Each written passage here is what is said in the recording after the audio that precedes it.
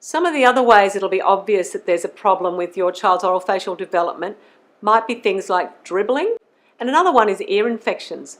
So if we think about our ideal jaw posture and how everything should function, the lips should be together at rest and the teeth should be sitting together at rest with the tongue sitting on the roof of the mouth and nose breathing.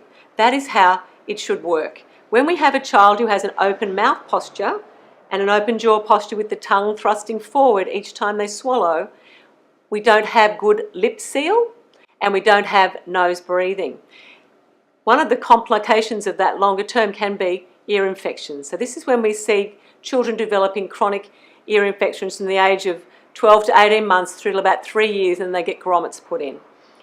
Basically what's happened for that child is they haven't developed good strength through these posterior swallow muscles at the back of the throat. What happens with a normal swallow when our tongue is in the ideal posture is that our tongue sits up on the roof of the mouth, and as we swallow, these muscles at the back of the throat pull on the eustachian tubes, the little tubes that drain the ears, and allow aeration, air through the tubes, and keeps the ear tubes clear.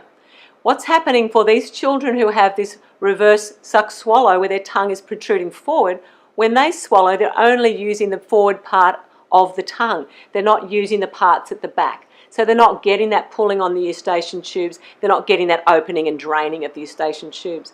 Over time, this can cause them to be more prone to infection in the ear because they're not getting the drainage. These same children are probably more likely to be getting upper respiratory issues because this whole area, adenoids, tonsils, is not well drained. They don't have good respiratory drainage. So that's something to keep in mind too. So if your child's mouth breathing, and you can see that, and they're more likely to be blocked up than not, then a myo can be a very, very helpful way of getting that system working again and getting their normal drainage patterns back on track.